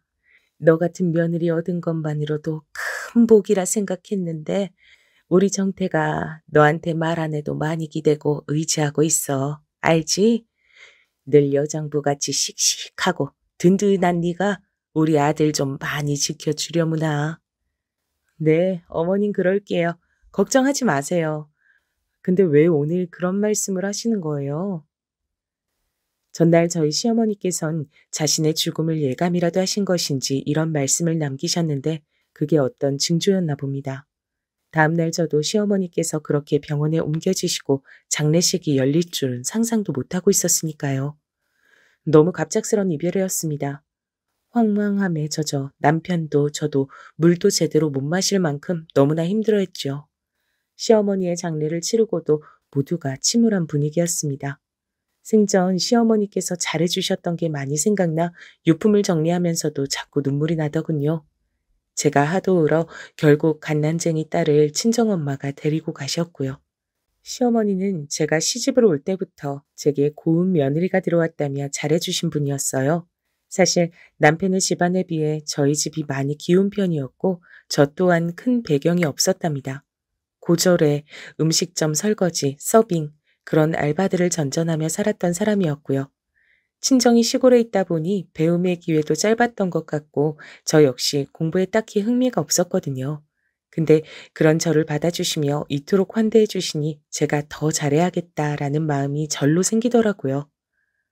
어머님, 저 왔어요. 어머님 좋아하는 과일사 들고 왔어요. 어머님 댁이랑 저희 집이 가까우니 너무 좋은데요? 이렇게 좋을 줄 알았으면 진작 이사 올 걸 그랬어요. 아이고, 추운데 과일을 들고 여기까지 손이 다 빨개졌잖니. 얼른 그거 내려놓고 이리 와서 온기 좀 쐬라. 엄마가 난방 틀어줄게. 시어머니는 제게 있어 제2의 엄마였답니다. 친정엄마도 제게 물론 혈육이니만큼 애달프고 소중한 존재였지만 막상 결혼을 하니 오갈 기회가 별로 없었는데 그 적적함과 외로움을 시어머니께서 채워주셨죠. 반면 시아버지는 제게 큰 관심이 없으셨어요. 뭐랄까요? 늘 밖으로 돌기 바쁘셨고 제가 어쩌다 마주친 날엔 항상 술에 만취해 계셨으니 대화를 나눌 시간이 없었어요. 그나마 명절이 되면 온전한 정신으로 앉아 있으시긴 했는데 그마저도 몇 마디 주고받다 갑자기 소주를 까 혼자 벌컥벌컥 마시며 자기 얘기만 주구장창 늘어놓으셨습니다. 듣는 게 곤혹이었죠. 그러다 이런 일도 있었습니다. 아직도 이 일이 생각나는데요. 아마도 추석날이었을 거예요. 술에 취한 시아버지가 혀가 꼬인 발음으로 인생 수업을 해주겠다며 얘기를 꺼낸 거였고 그 말에 분위기가 약속한 듯 서늘해졌죠. 아니, 그러니까 내가 말이다. 얼마나 이 집안을 일으키기 위해 고생이었는지 아니? 이 가난한 집구석 옆에 내는 집안일밖에 안 하지. 허기야 여자가 할 줄 아는 게 뭐가 있었겠어. 내가 이 모든 가족을 다 짊어지고 한 계단 한 계단 오른 거야. 자식놈 교육비에 생활비에 다 책임지고 그 무게가 얼마나 견디기 힘들었는지 죽고 싶었던 적이 한두 번이 아니었다. 며느라가 너도 알 건 알아야 해서 말하는 건데 내가 정태 놈 저거 저렇게 사람 만들어 놓느라 아주 큰 고생했다. 아, 네, 그럼요. 아버님 알아요. 여보, 며느리도 있는데 술은 그만 잡수시고 이제 다른 얘기로 넘어가요. 아이고, 옆에 나 왜 이렇게 눈치 없이 껴들어? 남편이 말하는데 그냥 듣고나 있어. 내가 우리 며느라가한테 얼마나 고생해서 이 아파트 장만하고 애 키우고 마누라 건사했는지 말하는데 내 말이 웃어? 웃음냐고? 아, 술맛 떨어지게 하는데 뭐가 있어 진짜. 이때 남편과 시어머니의 표정이 무척 안 좋았습니다. 거기다 시아버지의 태도는 대놓고 시어머니를 무시하는 식이었죠. 아무리 옛날 분이라고 해도 사실 옛날 분도 아닌데 그런 태도는 좀 너무하다 싶었죠. 저도 모르게 두 사람 눈치를 보았습니다. 남편은 그의 혼잣말로 언제 아버지가 그런 고생을 했다고 하고 속삭이더라고요. 미안해요. 내가 주책맞게 껴들었네요. 알았어요. 당신 얘기해요. 시어머니께서 사과를 하시고 나서야 분위기가 조금 사그라들었고 시아버진 다시 기분이 좋으신지 주저리 자기 얘기를 시작하셨습니다. 근데 웃긴 건 시아버지가 이 말을 한 지 얼마 되지 않아 재산의 상당 부분을 잘못된 투자로 날려버리셨단 겁니다. 자신이 그렇게 될 줄도 모르고 저런 재산 얘기를 꺼낸 것이었겠죠. 전 철석같이 그 말을 믿고 있었고요. 만약 이때 제가 남편이 어린 시절 어떤 일을 겪었고 시어머니께서 어떤 고초를 당하셨는지 알았다면 가만히 있진 않았을 겁니다. 저라도 나서 한마디 했을 테죠. 하지만 그 시절 아무것도 몰랐던 전 대단하시다며 그저 시아버지를 추켜 세우기 바빴어요. 그게 너무 후회되네요. 저는 남편의 어린 시절에 대해 아무것도 몰랐답니다. 남편에게 물어보면 남편은 이런 식이었어요. 아, 남들 다 잘하는 것처럼 평범하게 자랐지 뭐. 그래도 외동이니까 귀한 대접 받으며 자랐던 것 같아. 형제가 많은 집보단 대화가 좀 없긴 했지만. 그래, 나는 당신이 이렇게 부드러운 성격인 건 어머니 닮아 그런다고 생각했는데, 그래서 집안 분위기도 되게 화목할 줄 알았어. 저는 시아버지가 제 생각과는 다른 분이었다고 말하고 싶었습니다. 그래서 저렇게 말을 띄웠는데 남편은 아무 대답도 없었어요. 시어머니와 같은 표정으로 그냥 땅바닥만 쳐다봤죠. 시어머니의 장례를 치르고 유품을 정리하면서 처음으로 오랜 시간 시아버지와 함께했게 됐는데요. 그 이유는 시아버지가 외롭다고 하셨기 때문입니다. 시어머니도 가고 혼자가 되니 외로워서 견딜 수가 없다고 하시더군요. 밤에 잠이 안 오니 소주만 먹는데, 어휴, 이것도 하루 이틀이지 아무것도 못하겠어. 아무것도 못하겠다고. 며느라가 너라도 와서 좀 말동무라도 되어주려무나. 응? 늙은이 불쌍한 거 생각해서라도 나 정말 어렵게 부탁하는 거다. 네, 알겠어요, 아버님. 제가 갈게요. 저는 당시 정말 시아버지가 가엾고 불쌍해서 시댁으로 넘어간 거였답니다. 그것도 친정 엄마에게 맡겨둔 갓난 아기를 다시 받아들고서요. 몸도 아직 회복된 지 얼마 되지 않았는데 저리 말씀하시니 어쩔 수 없더라고요. 다만 남편은 회사를 다녀야 했기에 남편은 그대로 집에 두었죠. 남편은 제가 시댁으로 넘어간다 하자 굳이 꼭 가야 해? 당신이 안 가도 괜찮아. 우리 아버지 저러시다 말 거야. 라며 냉담한 반응을 보였는데 전 구태여 괜찮다며 넘어갔죠. 아니야. 그래도 아버님이 내가 필요해 부르시는 건데 가야지. 라고 말하면서요. 그런데 가자마자 일주일 만에 후회가 됐습니다. 시아버지는 그때부터 제게 온갖 심부름, 술 시중부터 시작해 잡일들을 떠맡기기 시작했어요. 갓난 아기도 겨우 키우고 있는 저한테요. 마치 이것을 노린 듯 제가 오자마자 반짝 환한 표정을 지으시며 제가 해야 할 목록을 적은 수첩을 넘겨주시더라고요. 이대로만 쭉 하면 된다. 뭐 어려울 것도 없어.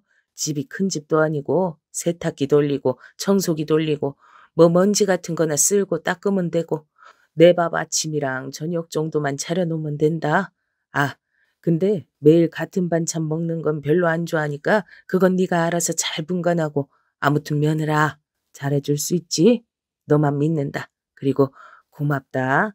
우리 며느라가 밖에 없어. 아, 네. 근데 나가시게요? 옷차림이 나가시는 차림이네요. 어, 나는 저녁에 잠깐 약속 있어 나가보마. 시아버지는 그 말씀을 남기고 나가버리셨습니다.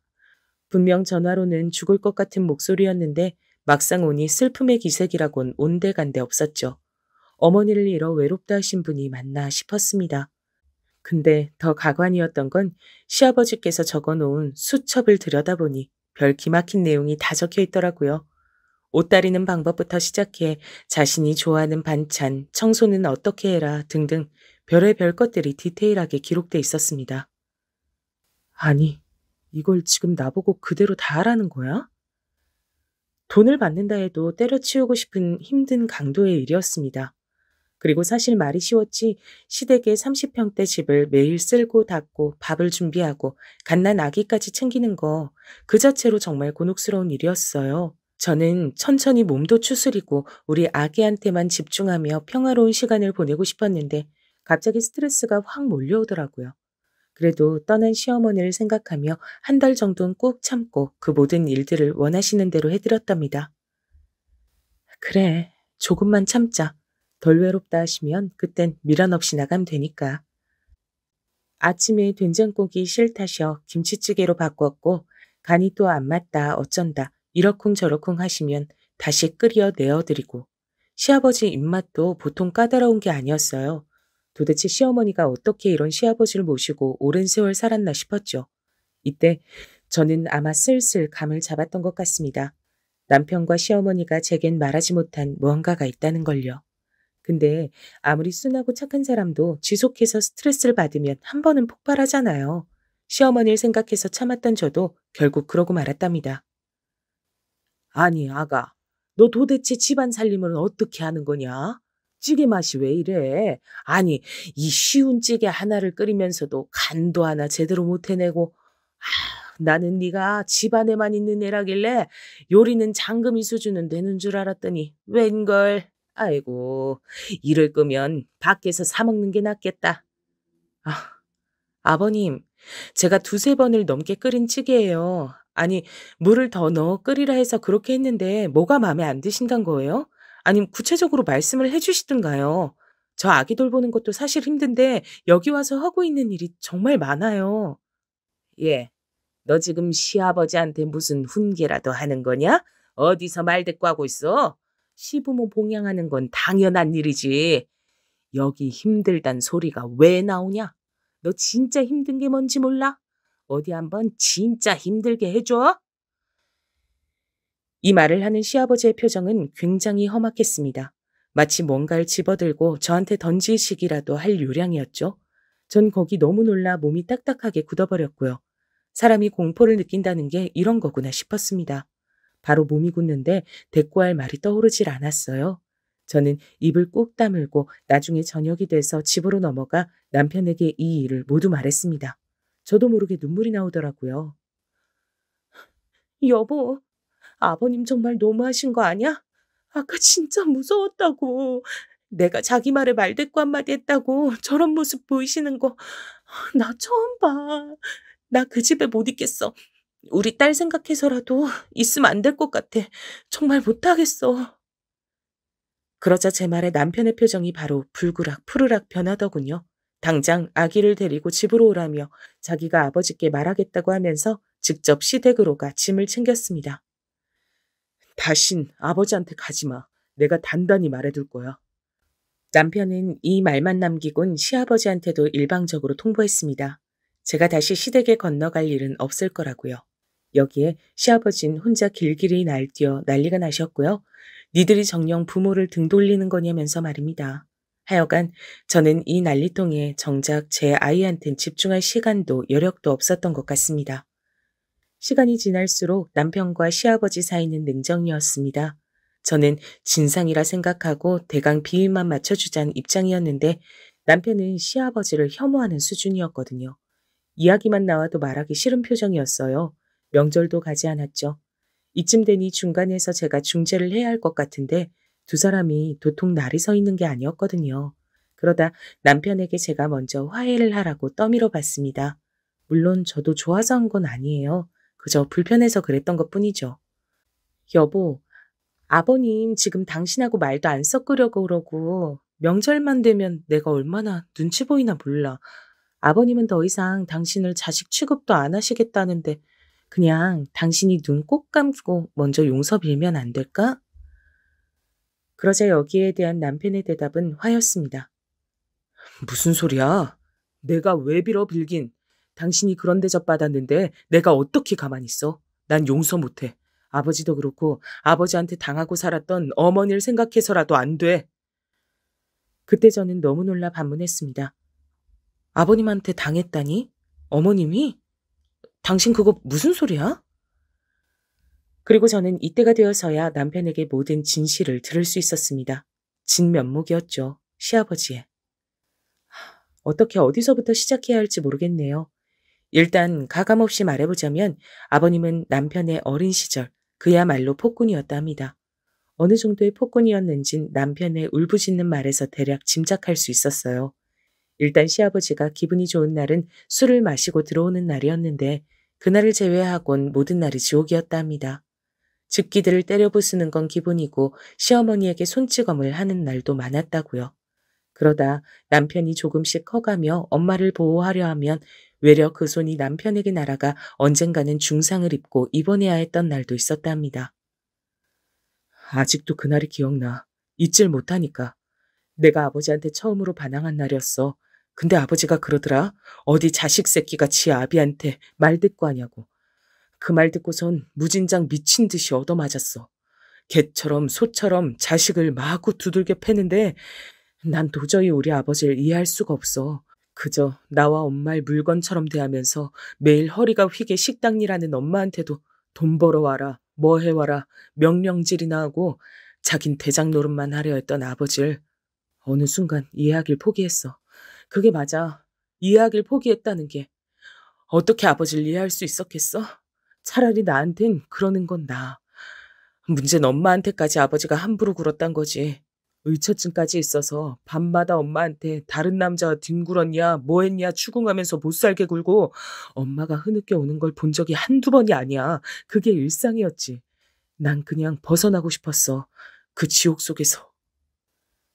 남편의 어린 시절은 그야말로 공포였어요. 공포 속에 온 가족이 살았던 거나 다름없었죠. 듣는 내내 저는 손이 부들부들 떨려 말조차 이을 수가 없었습니다. TV에서나 보던 일이 남편의 가족에게 있었던 일이라니 믿기가 힘들었어요. 그러다 먼저 세상을 떼신 고우신 우리 시어머니가 생각나더라고요. 우리 시어머니는 도대체 얼마나 많은 한을 품고 세상을 뜨셨을까요? 그 생각에 눈물이 떨어지고 가슴이 미어지더라고요. 그리고 시어머니가 돌아가시기 전날의 기억이 떠올랐죠.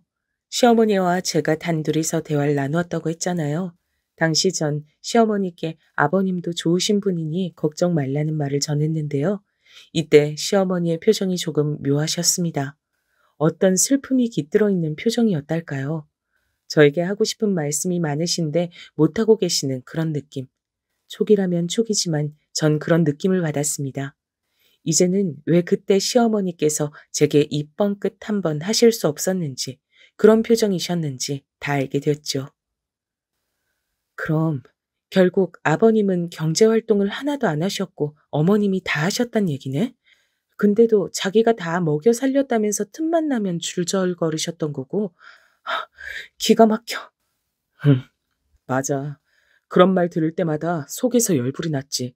정작 고생은 엄마가 다 했어. 근데 왜 나한테 솔직히 말하지 않았어?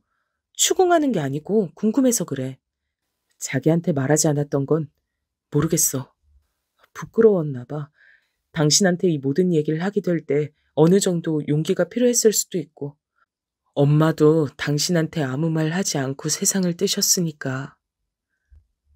아마도 남편과 시어머님 둘 다에게 시아버지에 관련된 얘긴 상처였을 거니 말하는 것조차 힘들었을 겁니다. 저는 그 마음을 충분히 이해한다며 남편의 손을 꽉 잡아주었네요. 그 후로부턴 시아버지를 보는 눈이 예전과는 완전히 달라졌죠. 남편과 시어머니를 못살게 굴었던 장본인, 폭군을 보는 눈이 어떻게 예전과 같을 수 있겠어요? 여러분이 저라도 그럴 것 같지 않으신가요?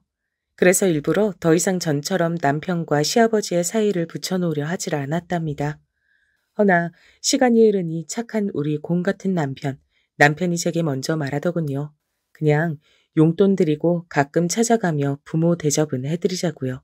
자기도 엄마를 생각하면 그러기 싫지만 아버지 쪽에서 연락이 하도 많이 오니 그냥 그러는 게 마음 편하겠다고요.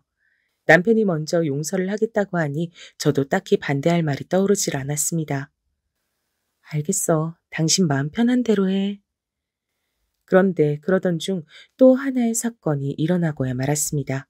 바로 시아버지께서 새어머니를 데려오신 건데요. 이때 저는 그야말로 기절하고 싶은 심정이었답니다. 새어머니란 작자는 우선 저와 비슷한 나이대였으며 딱 봐도 꽃뱀 기질이 보이는 여자였는데 시아버지 본인은 전혀 모르시는 것 같았거든요. 이날은 저만 초대를 받아 시댁에 가게 됐는데요. 아마 시아버지께선 남편의 눈치를 좀 본 모양입니다. 앞으로 며느라가 네 시어머니 될 사람이니 잘 받들어 모셔라. 알겠지? 네 남편이란 놈이 나한테 툴툴대며 자식 노릇 못해도 넌 우리 집 하나밖에 없는 며느리니까. 이런 건 네가 다 알아서 챙기고 해야 하는 거야. 알지? 전 여기에 쉽사리 알겠다고 대답하기 싫었습니다. 그래서 그냥 모른 척 딴 곳만 쳐다보고 있었죠. 딱 봐도 돈을 노리고 온 꽃뱀 여자는 시어머니 모양은 내고 싶었는지 미니 스커트를 입고도 우아한 말투를 흉내내려 하더라고요. 저기 시어머니라고 너무 어려워 말고 그러니까 나도 나이가 젊고 하니 그냥 편하게 지내요. 뭐든 힘든 거 있으면 말하고 가족처럼 지내자고요. 그게 좋잖아요. 거기엔 네라고 해줬네요. 전혀 그럴 생각이 없었지만요. 시어머니라고 부르기도 싫은 그 여잔 자신이 어떻게 시아버지와 만났으며 자신은 저희를 자식처럼 생각하고 싶다고 말하더니 어느 날이고 상관없이 저희를 불러내기 시작했습니다. 정확히 말하면 저를요. 얘야, 김장날인데 넌 올 생각이 없니? 아니, 아직도 집에 있다고? 그걸 꼭 굳이 내 입으로 말해야 오는 거야? 안 되겠다. 네 시아버지한테 말해서 며느리 기강 좀 잡으라 그래야지 원. 내가 명색이 시어머니인데 이딴 식으로 대접받으면 나도 서럽고 속상하지. 벌써부터 눈물 나려 그러네. 아니, 제가 말씀드렸잖아요. 시간이 어렵다고요. 갑자기 이러시니 저야말로 당황스러운데요. 뭐라고? 갑자기 이런다니? 너 말 참 웃기게 한다. 그 여자가 시어머니랍시고 하는 행동은 수십 가지였는데 죄다 어처구니가 없었습니다. 갑자기 저는 동의한 적 없는 김장날에 다짜고짜 오라고 한다든지 자기 생일은 꼭 현수막까지 준비해 최고로 챙겨야 한다든지 어느 명절날엔 아이가 아파서 못 간다 하니 그것도 꾀병이라고 지적질을 한다든지 가지가지였습니다. 그리고 그것이 시아버지 귀에 넘어가면 상황은 최악이 됐죠. 이미 자기 아들도 뜻대로 안 되니 벼르고 있던 상황에 저까지 며느리 노릇을 안 한다는 말을 들었으니 어땠겠나요? 당장에 저희 부부를 소환해 야단을 치고 무릎을 꿇리려 들었습니다. 심지어 시아버진 옆에 있던 골프채까지 탁탁 소리나게 바닥을 쳐가며 훈계를 하더라고요. 너는 이래서 잘못됐고 저래서 잘못됐고 도리가 어쩌고 저쩌고 너무 듣기 싫은 말뿐이었습니다. 시어머니 살아계실 적, 남편 어렸을 적 가장 못나게 구셨던 분이 이제 와서 부모 대접은 받고 싶으시다고요? 저로선 용납할 수 없는 일이었죠. 저는 솔직해지기로 했습니다. 너 지금 아가 내 말 듣고 있는 거야? 도대체 어딜 보고 있어? 내가 말하지 않았냐? 네 시애미가 부르면 째깍째깍 달려오라고. 너 저번에 네 시애미랑 백화점 가서 물건 하나도 안 들고 그냥 가만히 서 있었다며? 내가 모를 줄 알았냐? 어디서 그런 가정교육 못 받은 들레고 앉아있어? 시어머니께선 고세 그것을 이르신 모양이었습니다. 자꾸 저에게 한 보따리의 쇼핑백을 맡기려 하길래 조용히 거부하고 일부러 딴짓을 했더니 그게 마음에 맺혔던 모양이죠. 전 오래전, 그러니까 아주 오래전부터 하고 싶었던 말을 했어요. 아버님, 죄송하지만 제가 시어머니가 요구하시는 것들에 대해 다 일일이 들어줄 수가 없고요. 그럴 여력도 시간도 나지 않아요. 죄송하지만 저도 아이가 이제 학교에 들어가고 챙겨야 할 게 많은 거 아시잖아요. 거기다 저도 이제 이 사업에 같이 뛰어들기로 해서 명절이랑 큰 행사 제외하곤 일일이 참석하기 힘들 것 같네요.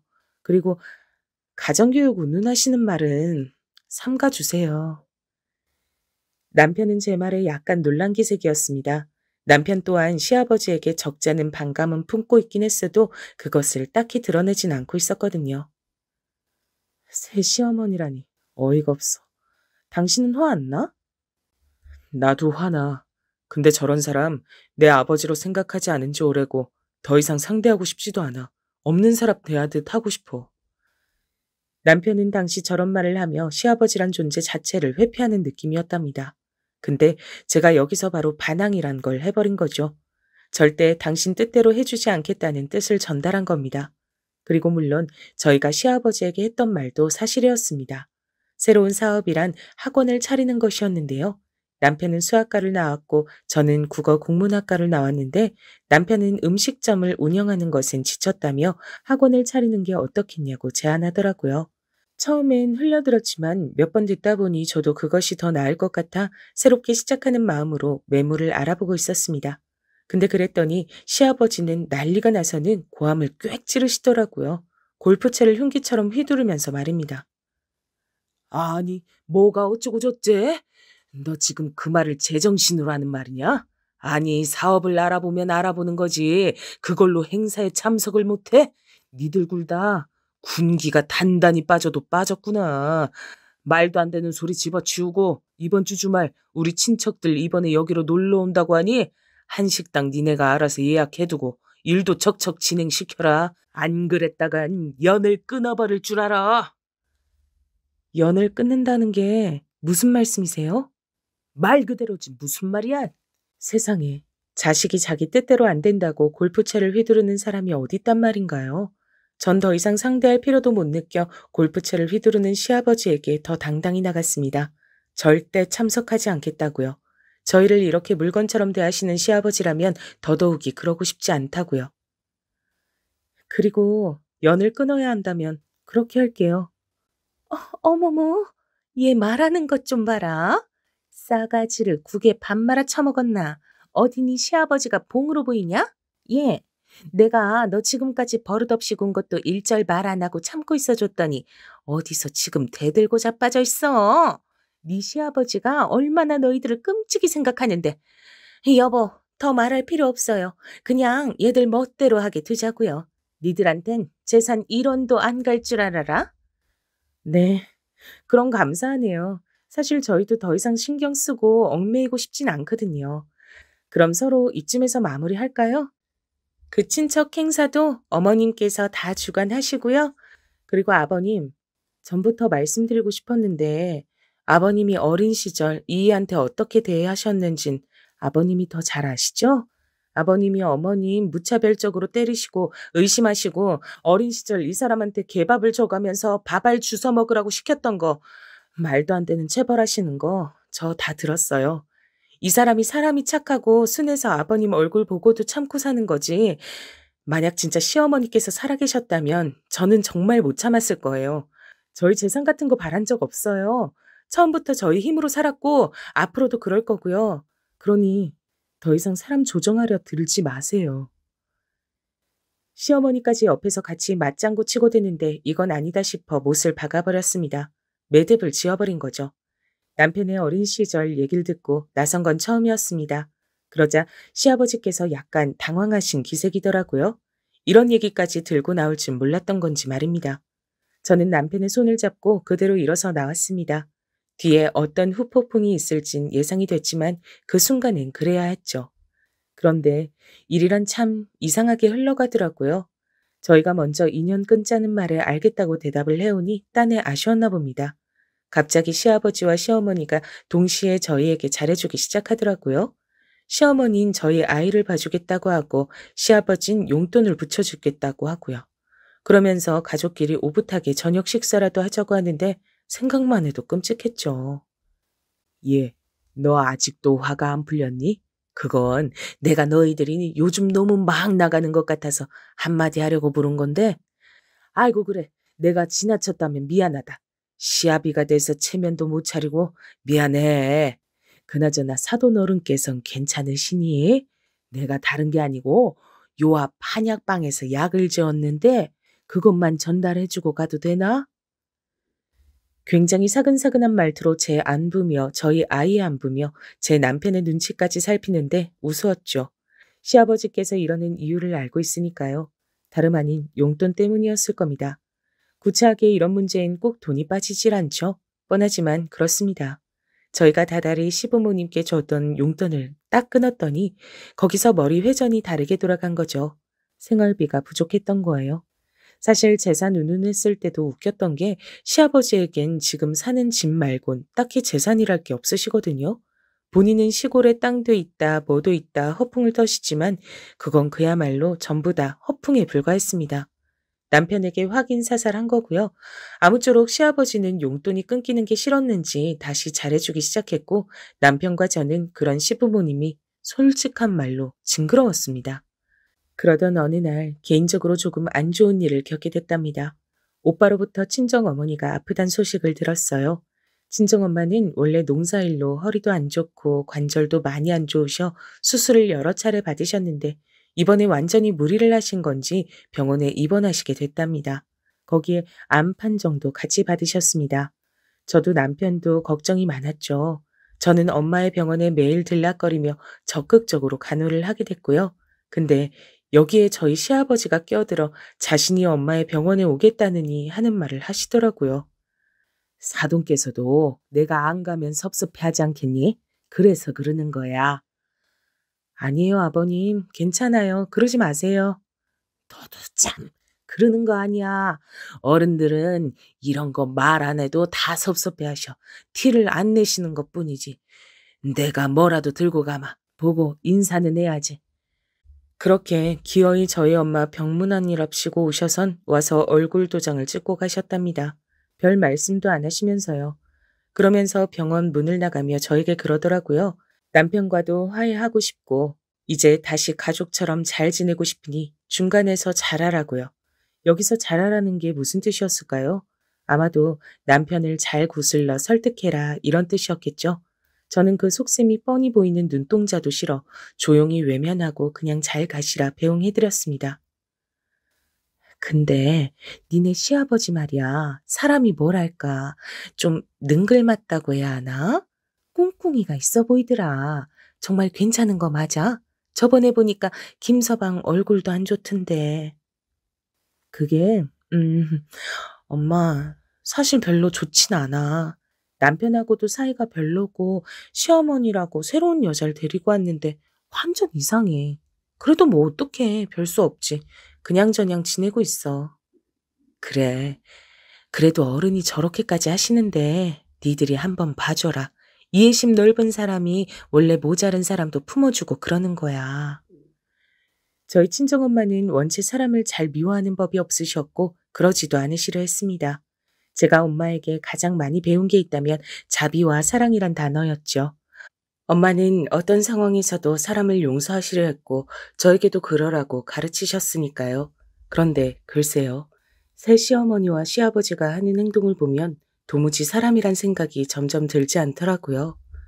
일단 새 시어머니의 행동으로 시댁에 큰 파란이 불어닥치게 됐는데요. 어느 날 시아버지가 울면서 전화를 하는 겁니다. 그것도 생전 말도 안 섞던 저희 남편에게 말입니다. 얘들아, 큰일 났다. 글쎄 미쳤나 봐. 이 여자가. 글쎄 내 통장에 있는 돈을 싸그리 인출하더니 갖고 날라버렸어. 어쩌면 좋으냐. 가진 것도 없는데 나는 뭐 먹고 살라고. 집 명의도 그 사람 걸로 해줬는데. 아이고 나 큰일 났다. 집도 팔아버렸어. 뭐라고요? 그거 진짜예요? 사실 예상하던 상황이 펼쳐진 거나 다름없었죠. 어차피 딱 봐도 꽃뱀처럼 돈 노리고 들어온 여자였으니 언젠간 이런 일이 벌어질 줄 알았답니다. 다만 시기가 너무 일러 놀랐던 것뿐이었어요. 시아버지는 이 일로 어떻게 하냐며 경찰서를 왔다 갔다 하시고 저희 집을 들락거리며 별 요란을 다 떨었습니다. 세상에 저희가 비밀번호를 안 알려주자 저희 딸애한테 물어서 비밀번호를 외워 막 치고 들어오시더라고요. 그러면서 또 술에 취해 자기 한탄을 늘여놓는 거죠. 그러더니 여기서 더 나아가선 이제는 집도 절도 없는 신세가 됐으니 저희 보고 책임지라고 하더라고요. 저희 집에서 지내겠단 말이죠. 안 되겠다. 나도 면목은 없고 그래. 내가 우리 아들 어린 시절 못해준 거 다 너무 미안하고 죄스럽고 잘못했다. 근데 어쩌겠니. 상황이 이렇게 된 거 그냥 지금은 니들이 날 좀 받아줘라. 방 하나만 내줘. 내가 우리 손녀랑 같이 방 쓰마. 어? 아니, 아버님 무슨 말이에요. 저희 딸 아직 어려요. 상황은 안 됐지만 저희도 솔직히 선뜻 안 된다는 말은 잘 안 나가더라고요. 정말 밉고 싫은 시아버지였지만 어쨌건 사기를 당해 저러고 길바닥에 떠앉을 처지가 됐으니 말입니다. 그래도 남편이 거절을 못할 것 같아 제가 대신 하려고 하는데 남편이 나서더라고요. 아버지, 안 돼요. 죄송하지만 저희도 지금 방이 많은 것도 아니고 우리 지연이도 낯선 할아버지랑 지내면 불편할 거예요. 아이고, 꼭 이래야 하냐. 내가 빌어야 돼. 미안하다니까. 내가 정말 큰 죄 지었다고. 동네 사람들 나와보세요. 다 나와보세요. 나 정말 억울합니다. 그러더니 시아버지는 갑자기 창문을 열고 자식이 자기를 버리려 한다면 떠들썩하게 소리를 지르기 시작했습니다. 너무 놀랐죠. 근데 뻔뻔하게도 계속해서 소리를 지르더라고요. 그 소리에 저희 딸아이가 놀라 나와서는 도대체 할아버지가 왜 저러냐고 묻는데 할 말이 없었답니다. 진짜 요즘 말로 저희 시아버지 진상 중에 진상이었습니다. 결국 저와 남편은 상의 끝에 시아버지를 저희 집에 모시진 않고 근처 모텔을 잡아드리기로 했습니다. 한 달 장기로 끊어드리기로 했고 비용은 저희가 부담하기로 했고요. 솔직히 만만치 않았지만 그 수밖엔 없었습니다. 안 그러면 매일같이 저희 집을 찾아올 기세였거든요. 아이고, 꼭 이런 모텔이어야 하냐? 좀 좋은 호텔도 있을 텐데. 그래, 뭐 내가 무슨 힘이 있겠니? 시아버진 마지막 모텔에 들어가시기 전까지 이런 말을 구시렁거리시며 속을 긁었지만 가볍게 무시해버렸어요. 그것도 만족해라 속으로 말하면서요. 그리고 모텔 앞까지 바래다 드리고 오는데 속이 안 좋더라고요. 아무래도 시아버지로 인한 스트레스가 컸던 모양이었습니다. 시아버지에게 신경 쓰느라 엄마 병문안도 잘 못 가고 있었으니까요. 그래서 다음 날부턴 엄마도 잘 챙겨드려야겠다 생각하며 집으로 향하고 있었죠. 그러던 중 일이 터지고 말았습니다. 갑자기 천둥이 치더니 비가 후두둑 떨어지기 시작하더라고요. 마른 하늘에 무슨 날벼락인가 싶어 편의점에라도 들어가 우산을 사려고 하는데 연락이 왔습니다. 오빠였어요. 큰일 났어. 얼른 병원으로 와. 엄마 위급하시다. 헐레벌떡 병원으로 향하면서도 아니겠지, 아니겠지, 속으로 아닐 거야 라는 마음으로 뛰었습니다. 기도하는 마음이었습니다. 우리 엄마, 한평생 고생만 했던 우리 엄마한테 설마 나쁜 일이 생길 리 없다는 그런 마음이었죠. 근데 마지막으로 엄마 얼굴을 봤을 때가 생각이 잘 안 나더라고요. 순간 언니가 엄마에게 대신 가면서 꽤 오랫동안 엄마에게 가지 못했다는 생각이 들었습니다. 도착했을 때 엄마는 중환자실에 가 있었고 의사에게선 상태가 아주 나빠졌단 말을 듣고야 말았습니다. 어쩌면 마지막을 준비해야 한다는 말까지도요. 말도 안 된다고 생각했지만 결국 일은 일대로 벌어졌어요. 엄마는 중환자실에서 몇 달 버티시더니 끝내 마지막을 앞두게 되셨습니다. 여보, 우리 엄마가... 저는 말을 다 잊지도 못하고 남편을 불렀어요. 어떻게 엄마와 마지막 인사를 나눌 수 있었는지 감정적으론 준비가 돼 있지 않았는데 해야만 하는 일이기에 눈물을 닦아내며 마지막 인사를 했던 것 같습니다. 그동안 엄마에게 너무 고마웠다고, 우리 가족 모두 엄마를 너무나 사랑했다고 엄마 편히 가라고요. 뒤범벅된 말을 하면서도 눈물이 계속 흐르고 감정을 주체할 수 없었습니다. 저희 남매 모두 마찬가지였죠. 그리고 엄마의 장례식을 치르는데 살면서 언젠가 한 번은 있을 거라 생각했지만 그날이 이렇게 빠르게 다가올 줄은 상상도 못했기에 장례식 분위기는 너무나 가라앉아 있었습니다. 아직 하고 싶은 게 많은 우리 엄마인데 속으론 그 생각을 하며 엄마의 영정사진을 멍하니 바라보고 있었죠. 첫 번째 날 밤을 꼴딱 지샜을까요? 이튿날 되니 시아버지도 장례식에 오셨더라고요. 시아버지는 약간 긴장된 얼굴로 구두를 벗고 들어오시더니 저와 인사를 나누곤 갑자기 이런 말씀을 하시더군요. 그래, 많이 힘들겠구나. 아가, 나도 사돈이랑 얼굴 뵌 지가 얼마 안 됐는데 너무 당황스럽다. 네, 저도요. 와주셔서 감사합니다. 저기 근데 말이다. 너도 알겠지만 사돈 정도면 이만하면 호상이야. 사랑하는 딸 곁에서 편히 가셨자니. 그리고 오늘 용돈 주는 날인 거 알지? 용돈 꼭 입금해야 한다. 모텔에 있으니까 불편한 게 이만저만이 아니야. 물도 더럽고 바닥은 말도 못하고 매일 쓸고 닦는데도 남의 집처럼 얼마나 불편한지 용돈이라도 넉넉히 줘야 내가 기분 전환도 하고 밖이라도 나가고 하지. 아무튼 잊지 말아라. 아가 너만 믿는다. 그 순간 머릿속이 멍해졌습니다. 앞이 컴컴해졌다고 해야 할까요? 내가 무슨 말을 들었는지 모르겠더라고요. 엄마를 잃은 충격이 가시지 않은 제가 가만히 있었더니 그때 우리 남편이 갑자기 시아버지의 멱살을 잡고 조용히 따라오라고 하더라고요. 남편이 뒤에서 이 얘기를 다 듣고 있었던 줄은 몰랐습니다. 저도 모르게 남편을 엉겁결에 같이 따라 나갔죠. 당신은 인간도 아니야. 오늘 끝장 보자. 남편은 장례식 바깥에서 그대로 주먹으로 시부의 얼굴을 때렸습니다. 내리 꽂았다는 표현이 맞겠네요. 누가 보면 폐륜이라고 할 만한 행동이었지만 남편에겐 그리고 저에겐 정당한 대처였습니다. 그리고 나서 남편은 지금껏 가슴에 담아두고 있었던 한 맺힌 말들을 울부짖듯 쏟아냈어요. 당신이 우리 엄마와 나한테 한 짓, 나는 그 모든 것을 당하고 지켜보면서도 가만히 있었어. 당신이 내 아버지란 이유 하나만으로, 날 놔줬단 이유 하나만으로. 근데 천륜? 그딴 거 다 필요 없어. 당신은 인간도 아니야. 내 장모님에게 그런 말 하는 인간이 어떻게 인간이야? 이건 짐승이지. 뭐? 용돈? 이제 영원히 없을 거야. 당신을 구제해 줄 사람은 영영 없을 거라고. 노숙자나 돼서 어디 한번 밑바닥까지 쳐봐. 저는 남편이 이 말을 뱉으면서 또 무르지 않을 거라고 생각했습니다. 성정이 착하고 연한 사람이었지만 악에 차 뱉었던 그 말에 너무나 큰 아픔과 고통, 그리고 더 참지 못하겠단 마음, 이 모든 게 담겨져 있었거든요. 시아버진 씩씩거리며 이 와중에도 자신이 뭘 잘못했냐고 하더라고요. 자식 새끼 이래서 키워줘도 소용없다는 거야. 뭐 노숙자? 이런 썩을 놈이 다 있나. 세상에 지아빌 노숙자 만들겠다는 자식이 어딨어? 그럼 자식을 마음껏 종부리듯 부리는 부모는 세상에 어딨답니까? 이제 그만 추접한 꼴 보이세요, 제발. 저희 엄마 장례식에 와서 뭐? 호상이요? 미치셨어요? 좋은 말로 할 때 가세요. 안 그러면 저 뭔 짓을 할지 몰라요.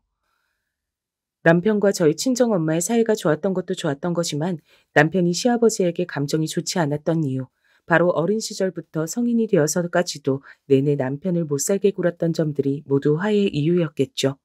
아주 정당한 이유요. 저는 그때 약간 정신이 차려졌고 엄마의 장례식을 무사히 다 치러낼 수 있었습니다. 그날은 버럭 화를 내셨지만 그 후 시아버지는 잘못했다며 저희 집에 와서 빌고 또 나름대로의 방법을 쓰셨죠. 돈을 얻어내기 위해서였습니다. 얘들아, 나 버리지 마라. 그러지 마. 나 너무 힘들고 배고프고 아무것도 못하겠다. 경찰에 신고할 거니 오지 마세요. 저희는 아이 시아버지를 고소해서 접근 자체를 하지 못하게 했고 지원도 완전히 끊어버렸답니다. 덕분에 시아버진 지금 어디 지하철역 근처에서 노숙을 하며 지내고 있습니다. 배고프다, 굶어 죽을 것 같다. 아주 가끔씩 저희 딸의 학교를 찾아와 정문 앞에서 그런 말을 한다는데 딸아이도 이미 알 건 다 아는지라 할아버지를 보면 도망친다고 하네요. 아마 시아버지께서 저희 친정엄마 장례식에 와 그런 말까지 하지 않았다면 조금 더 관계가 지속됐을 수 있을 겁니다. 하지만 언젠간 끊겼을 관계였겠죠. 혹시 저희 구독자분들에게도 이런 관계가 있으실까요? 끊어내고 싶을 만큼 고통스러운 관계요. 그게 가족이라면 아마 고통이 더 크실 겁니다. 저도 그랬으니까요. 그저 저의 경험을 바탕으로 말씀드리고 싶은 게 있다면 여러분을 괴롭히게 하시는 관계라면 거리를 두시고 웬만하면 끊으시는 게 좋습니다. 최대한의 거리를 두는 걸 먼저 추천하고요. 어차피 여러분에게 결국은 해만 주고 상처만 입힐 존재들이기 때문이죠. 아름답고 충만해도 충분할 인생을 그런 사람들로 채운다면 너무 가슴 아픈 일 아닐까요? 또 한 가지 더 말씀드릴 게 있다면 이 사건 이후 저희 남편의 변화도 큰데요. 남편은 어쩐지 무척이나 마음이 후련한 상태가 됐답니다. 요즘은 매일 안 하던 운동도 나가고 삶의 의욕 자체가 높아졌어요. 진즉에 했어야 할 일을 너무 늦게 했다 하더라고요. 어렸을 때 어린 내가 엄마를 못 지켜줬을 때 내가 많이 미웠거든. 엄마가 돌아가셨을 때도 그랬고. 근데 참는 게 능사가 아니었어. 때론 화도 내고 내 감정도 표출했어야 하는데 내가 아버지를 너무 많이 참아주고 살았지. 지금은 너무 좋아. 속이 후련해.